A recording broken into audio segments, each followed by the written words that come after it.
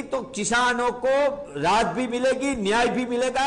ये भारतीय राष्ट्रीय कांग्रेस जो वादा कर रही है वो निभाएगी। किसानों का कर्ज के लिए हमने पहले 2004 से 14 में 72,000 करोड़ रुपया किसानों का कर्ज माफ करके किसानों को आर्थिक पायमाली से बाहर निकाला था। यही भारतीय राष्ट्रीय कांग्रेस फिर एक बार 2019 से किसानों के लिए अलग मंत्रालय बना के किसानों की आय में वृद्धि करेगी, किसानों को अलग बजट, किसानों का जो भी खेत पैदाश है इसको पूरा न्याय मिलेगा।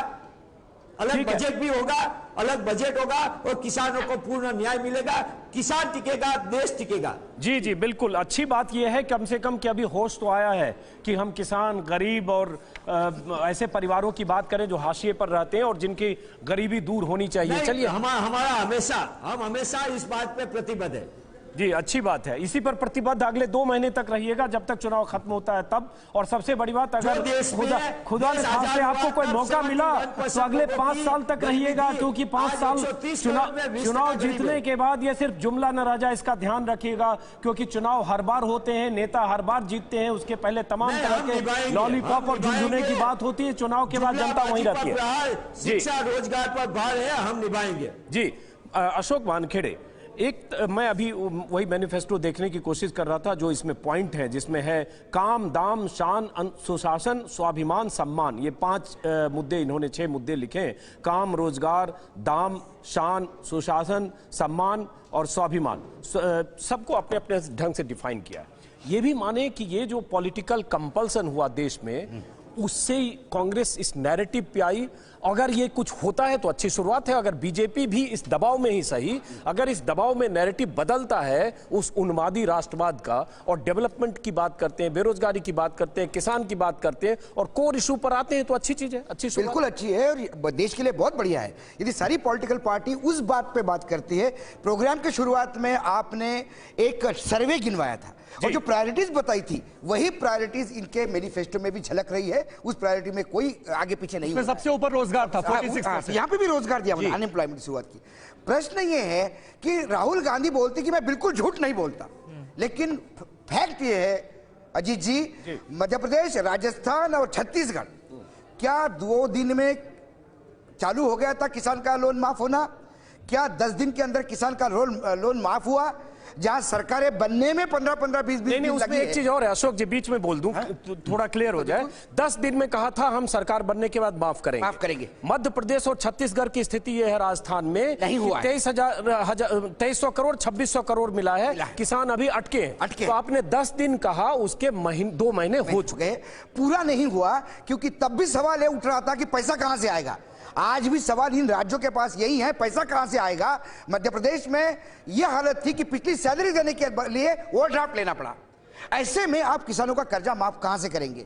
कई बार जब सवाल पूछता है मीडिया पैसा कहां से आएगा, तब तो बोलते हैं कि हम कर देंगे, लेकिन जब होने की स्थिति आती है तो मध्य प्रदेश, छत्तीसगढ़, राजस्थान के मुख्यमंत्री सामने बैठे, राहुल जी को पूछना चाहिए हुआ क्यों नहीं। चलिए समीर, कुछ शायद बिल्कुल हमारे पास कुछ ग्राफिक्स आ चुके हैं। मैं चाहूंगा कि वॉल के जरिए हम आपको यह समझाने की कोशिश करें कि आज राहुल गांधी ने जो वादे किए हैं उनमें कितना दम है और ये वादे कितने कारगर साबित होने वाले हैं कांग्रेस पार्टी के लिए। क्योंकि राहुल गांधी आज जबरदस्त कॉन्फिडेंस के साथ बोल रहे थे और उन्होंने ये कहा कि हमने जो वादा किया है वो हम निभाएंगे। ये वादा नरेंद्र मोदी के 15 लाख के वादे की तरह नहीं है। तो क्या क्या बड़ी बातें निकलकर सामने आई हैं कांग्रेस के घोषणा पत्र की, वो हम आपको दिखाने की कोशिश करते हैं। पहला वादा है 20 करोड़ लोगों को 1 साल में 72,000 रुपए देंगे, यानी न्याय योजना, न्यूनतम आय गारंटी योजना, जो राहुल गांधी के मुताबिक एक बड़ी गेम चेंजर साबित हो सकती है कांग्रेस पार्टी के लिए, ऐसा उनको लगता है। और इस योजना पर लेकर सबसे बड़ा सवाल यह है कि जो 3,60,000 करोड़ का बर्डन पड़ेगा वो कहां से आएगा, ये एक बड़ा सवाल है। लेकिन राहुल गांधी कह रहे हैं हम मैनेज कर लेंगे, और कैसे मैनेज करेंगे ये थोड़ी देर बाद पी चिदंबरम बताएंगे, जो कि पूर्व वित्त मंत्री हैं। दूसरा बड़ा वादा 10 लाख जो ग्राम पंचायत के जरिए 10 लाख लोगों को रोजगार मिलेगा और 22 लाख युवाओं को सरकारी नौकरी का वादा, जो कि एनडीए सरकार के दौरान मुमकिन नहीं हो पाया। यानी राहुल गांधी जहां भी जाते हैं रोजगार का जिक्र करते हैं, कहते हैं बेरोजगारी जो है वो चरम पर पहुंच चुकी है। एनएसएसओ का डेटा भी इसी तरफ इशारा करता है, लेकिन सरकार उसकी रिपोर्ट को पब्लिक करने के लिए तैयार नहीं है। मनरेगा में 150 दिन के रोजगार की गारंटी, पहले यह 100 दिन के रोजगार की गारंटी थी, अब राहुल गांधी कह रहे हैं कि इसको बढ़ाकर 150 दिन कर दिया जाएगा। तो ये अपने आप में कांग्रेस के घोषणा पत्र की वो तमाम बड़ी बातें हैं। इसके अलावा कहा यह जा रहा है कि देश के किसानों के लिए अलग बजट बनेगा और देश के किसान को यह पता होना चाहिए कि उनके लिए कितना बजट सैंक्शन किया गया है। ये एक अहम बात है और किसानों का मुद्दा बहुत बड़ा मुद्दा है, क्योंकि नरेंद्र मोदी सरकार ने ऑलरेडी किसानों के लिए एक स्कीम शुरू की है जिसमें 6,000 रुपए उनके अकाउंट में डिपॉजिट करने की बात की गई है साल में, और जो पहली किस्त थी वो बहुत सारे किसानों के अकाउंट में आ भी चुकी है, 2,000 रुपए जमा भी हो चुके हैं। इसके अलावा युवाओं को 3 साल तक बिजनेस के लिए किसी तरह की इजाजत की जरूरत नहीं होगी, यानी जो रेड टेपिज्म है उसको खत्म करने की बात की गई है। और यह कहा गया है कि जो बेरोजगार नौजवान हैं उनके लिए यह ऑप्शन भी है, एंटरप्रेन्योरशिप को बढ़ावा देने की बात राहुल गांधी ने की है। और वो ये कह रहे हैं कि 3 साल तक बिजनेस के लिए किसी तरह के रेड टेपिज्म की जरूरत नहीं होगी, सरकारी परमिशन की जरूरत नहीं होगी, और बैंकों के दरवाजे जो हैं वो बेरोजगार ऐसे युवा जो कि अपना बिजनेस स्टार्ट करना चाहते हैं उनके लिए खोल दिए जाएंगे। सरकारी अस्पतालों को मजबूत करने का काम करेंगे। हालांकि यह बहुत बड़ी बात है, क्योंकि नेता ये वादे तो कर लेते हैं, पॉलिटिकल पार्टीज ये कह तो देती हैं, लेकिन जब सत्ता में आती हैं तो ऐसा मुमकिन नजर नहीं आता। आज भी आप हमारे देश में देखेंगे कि जो मेडिकल सिस्टम है वो पूरी तरह से चरमरा चुका है और सरकारी अस्पताल जबरदस्त दुर्दशा का शिकार हैं। और इसका खुलासा लगातार टीवी 9 भारतवर्ष पर हम कर भी रहे हैं। हम एक सीरीज चला रहे हैं और दिखा रहे हैं किस तरह से आईसीयू में है भारत, किस तरह से सरकारी अस्पतालों का हाल बुरा है, और यह सीरीज हमारी लगातार जारी है। राहुल गांधी ने उसका भी जिक्र किया है और यह कहा है कि इस देश का जो मेडिकल सिस्टम है उसको हम सुधारने की कोशिश करेंगे ताकि जो गरीबों का इलाज है वो ठीक तरीके से सरकारी अस्पतालों में मुहैया कराया जा सके। केंद्र में सरकार बनी तो नीति आयोग को खत्म हम कर देंगे। प्लानिंग कमीशन जो योजना आयोग है उसकी शुरुआत फिर से की जाएगी। नीति आयोग जिसको नरेंद्र मोदी सरकार ने नीति आयोग में तब्दील कर दिया था उसे खत्म कर दिया जाएगा। तो ये तमाम वो घोषणाएं हैं। कर्ज लौटाने वाले किसानों पर आपराधिक केस नहीं दर्ज होगा, क्रिमिनल ऑफेंस नहीं होगा। अगर कोई किसान कर्ज लेता है और वो नहीं चुका पाता है किसी वजह से तो इसे क्रिमिनल ऑफेंस नहीं माना जाएगा। यानी किसानों को बड़ी राहत देने की कोशिश राहुल गांधी ने की है। और लेकिन बार बार उन्होंने जोर देकर यह कहा कि ये जो न्याय योजना है ये दरअसल नैरेटिव सेट कर चुकी है और इस योजना के तहत हम जो वादा कर रहे हैं वो निभाया जाएगा। ये अपने आप में एक, मुझे लगता है अजीत जी, सबसे बड़ी बात थी। और राहुल गांधी का जो कॉन्फिडेंस है वो न्याय योजना के सामने आने के बाद काफी बढ़ गया ऐसा लग रहा है। और अब से थोड़ी देर बाद जब पूर्व वित्त मंत्री पी चिदम्बरम प्रेस कॉन्फ्रेंस करेंगे तो हमें यह भी पता चल जाए शायद कि 3,60,000 करोड़ आएंगे कहां से। और दूसरी बात, उसके बाद जब बीजेपी प्रेस कॉन्फ्रेंस करेगी तो यह भी पता चलेगा कि आएंगे कि नहीं आएंगे और उसकी लू फॉल्स क्या और बीजेपी काउंटर कैसे करती है। बहुत दिलचस्प होगा जब बीजेपी की तरफ से कुछ तथ्य आएंगे, कुछ फैक्ट आएंगे, कुछ काउंटर आएगा कि यह मुमकिन है या नामुमकिन है, या कांग्रेस के इन वायदों में कोई सुराख तलाश कर बीजेपी बताएगी। एक सवाल के साथ अपनी बात कहिए। मनरेगा बहुत अहम है। कहा गया कि यूपीए 2 की वापसी में बहुत बड़ी जो भूमिका थी मनरेगा की थी। और जब 100 दिन रोजगार की गारंटी थी गरीबों की, जिनको खाने के लाले पड़ रहे थे, जो तेंदुलकर कमेटी की रिपोर्ट हमने जाना है कि 50 रुपए रोज भी नहीं मिलता है उनके आजीविका के लिए, तो बहुत बड़ी चीज, गेम चेंजर तब थी। हमें और आपको सबको याद है कि प्रधानमंत्री मोदी ने संसद में कहा था कि मनरेगा उनकी नाकामियों की इमारत है और इसको हम रखना चाहते हैं सबूत के तौर पर ताकि देश देखे। आज उन्होंने मनरेगा को 100 दिन से 150 मिनिमम डेज कर दिए। तो मनरेगा को बढ़ाना, रोजगार की बात करना, इसको किस तरह से देखें? अजीत, एक तो देखिए कुल मिला के हमने काफ़ी बात कर ली ऊपर कितना है, लेकिन अब देखिए रोजगार जिसको इस समय सबसे बड़ा मुद्दा माना जा रहा है उसमें उन्होंने 2 करोड़ प्रतिवर्ष के रोजगार की बात की थी, उसमें कामयाब नहीं हुए। लेकिन इस घोषणा पत्र में कांग्रेस ने किस संख्या की बात की है रोजगार को लेकर? 22 लाख और 10 लाख 10 लाख पंचायत। इसके अलावा हर साल वो कुल सब तरह के सारे रोजगार कितने निर्माण करेंगे इसके बारे में कोई संख्या नहीं है, कुछ नहीं है। नहीं, 2 चीजें मैं बीच में सिर्फ बोल रहा हूँ। हाँ। एक 22 लाख उन्होंने कहा जो रिक्तियां हैं, हाँ, जो एनडीए सरकार की, तो उसको कह रहे हैं कि 2020 मार्च तक पूरा करेंगे। हाँ। तो रिक्तियां तो हर साल जनरेट होती है, बैकलॉग है पिछली सरकार का। रिक्तियों पर भी खर्चा बढ़ता है। उसके बाद आप बताइएगा, जो जितना मैं समझ रहा हूं उसको मैं भी आप लोगों को समझना ही चाह रहा हूं। अभी वो रिक्तियों के बैकलॉग को क्लियर करने की एक टारगेट डेट कहा। दूसरी बात कहा कि पंचायतों के जरिए हम 10 लाख युवाओं को रोजगार देंगे। तीसरी बात जो उन्होंने कही जो मनरेगा को अगर 100 से 150 दिन करते हैं, वो भी एक तरह उनके लिए फंड ट्रांसफर है और उनके एम्प्लॉयमेंट के एक मिनिमम गारंटी स्कीम का एक्सपेंशन है। देखिए, जब रोजगार की बात मैं समझता हूँ कोई भी सरकार करती है तो ये जो बिल्कुल गरीबी की रेखा से नीचे जीने वालों को बिल्कुल एक जो सबसिस्टेंस इनकम की हम बात करते हैं, मनरेगा उस तरह का है। उससे कोई बहुत रोजगार बढ़ जाएगा, बहुत उद्योगीकरण हो जाएगा, उसमें नहीं होगा। सही कह रहे हैं। ठीक है ना। इन दोनों तरह के रोजगार में एक अंतर करना पड़ेगा हमें, सभी लोग करते हैं। नहीं तो जैसे पकौड़ा और दूध बेचना रोजगार है, तो रोजगार का अंतर तो हम लोग समझ ही चुके हैं। जी जी। विप्लव देव का आपने सुना होगा, उन्होंने त्रिपुरा में कहा कि 5,000 रुपए लेकर गाय लेकर दूध बेचो, वो भी रोजगार है, कछुआ पालो, वो भी रोजगार है। तो रोजगार में चेंज हो गया है। तो रोजगार में सरकारी या निजी नौकरियां जिसमें एक निश्चित आय और वेतन मिलता है, या स्वरोजगार के ऐसे अवसर जिन पे आप एक निश्चित आय हासिल करते हैं और जिनको हम दिखा सकते हैं जिसको एम्प्लॉयमेंट का। जी, तो असली एम्प्लॉयमेंट वो है। हम पार्शियल एम्प्लॉयमेंट की बात नहीं कर रहे। मनरेगा एक पार्शियल एम्प्लॉयमेंट है, हमें ये याद रखना चाहिए। वो पूरा रोजगार नहीं है, अधूरा और आंशिक रोजगार है। बिल्कुल सर, रोजगार एक बड़ा मुद्दा है, इसमें कोई शक नहीं है, और इसको लेकर बहुत सारी बातें, बहुत सारे सवाल मन में आ रहे हैं। एक छोटा सा ब्रेक लेते हैं, ब्रेक के बाद अशोक वानखेड़े जी के पास भी जाऊंगा, वो भी कुछ ऐड करना चाह रहा हूं, लेकिन एक छोटा सा ब्रेक ले लेते हैं, फौरन होते हैं हाजिर और इस चर्चा को आगे बढ़ाते हैं।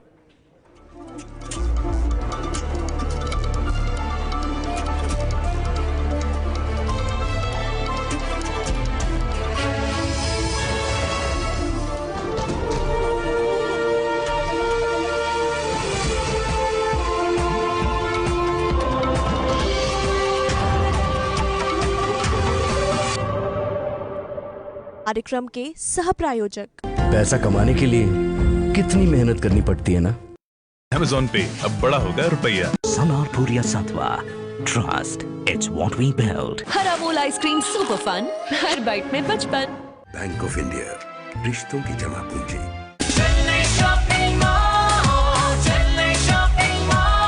The best wedding shopping mall లో వివాహ collection, the Chennai shopping mall, Telangana, Andhra Pradesh.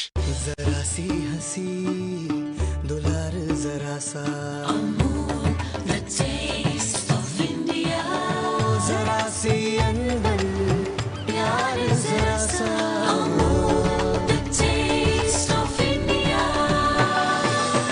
यही तो अमूल है स्वाद इंडिया का, यही तो अमूल है।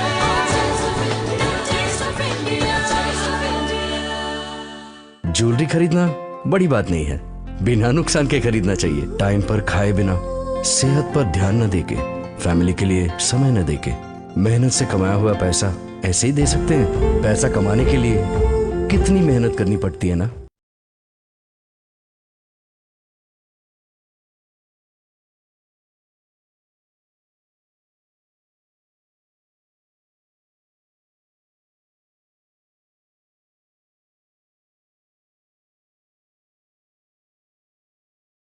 जय हिंद बोलते हुए शहीद हुए हैं। ये अब आपसे पूछ रहे हैं कि आप देश के लिए क्या कर रहे हैं। देश के अंदर बैठे हुए दुश्मनों से आप कैसे लड़ रहे हैं।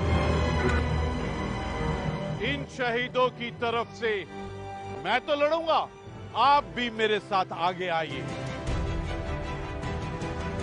और ये बता दीजिए सबको, ये देश अपने शहीदों के साथ खड़ा है।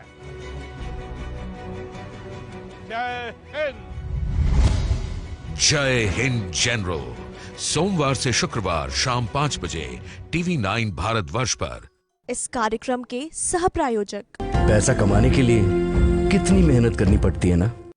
Amazon पे अब बड़ा होगा रुपया। Sanarpuria Satwa. Trust. It's what we build. हर अमूल आइसक्रीम सुपर फन, हर बाइट में बचपन। बैंक ऑफ इंडिया, रिश्तों की जमा पूंजी।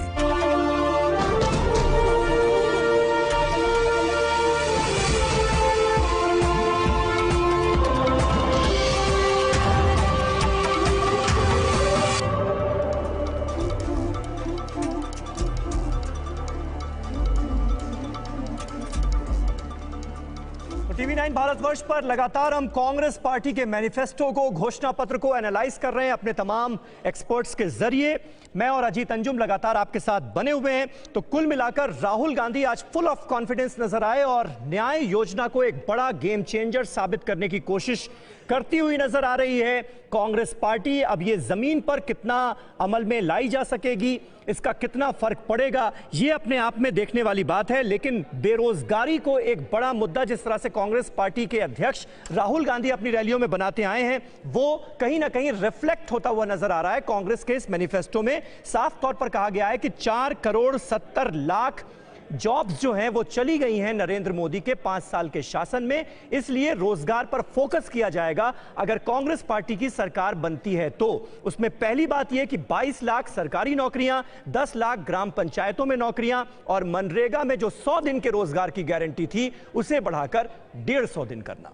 तो समीर, अगर इस तरह से हम देखें, जो हम लोग लगातार बात करते हैं, 5-6 मुद्दे देश में हैं जो पिछले कुछ महीनों से पॉलिटिकल एजेंडे में, पॉलिटिकल नैरेटिव में होता है, जिसमें गोरक्षा होता है, जिसमें पोलराइजेशन होता है, जिसमें हिंदू मुसलमान होता है, जिसमें जातिवाद है, जिसमें और तमाम नेशनल सिक्योरिटी है। और नेशनल सिक्योरिटी की बात करते करते हम सरहद पार पाकिस्तान चले जाते हैं और उसके बाद भाषण में बार बार हर आदमी पाकिस्तानी हो जाता है, पाकिस्तान परस्त हो जाता है। और उसके बाद अगर आपने कुछ पूछा कि ये कैसे हुआ तो आप सबूत पूछ रहे हो, आप गालियां दे रहे हो।